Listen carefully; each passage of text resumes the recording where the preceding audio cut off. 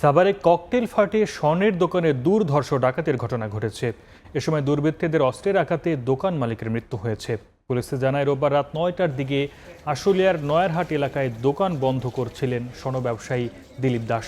এ সময় ৪ থেকে ৫ জন দুর্বৃত্ত ককটেল ফাটে আতঙ্ক ছড়ায়। পরে দোকান মালিক দিলীপকে ছুরিকাঘাত করে তার কাছে থাকা ব্যাগ নিয়ে পালিয়ে যায়। পরে স্থানীয়রা গুরুতর আহত অবস্থায় দিলীপকে উদ্ধার করে হাসপাতালে নিলে চিকিৎসক মৃত ঘোষণা করেন।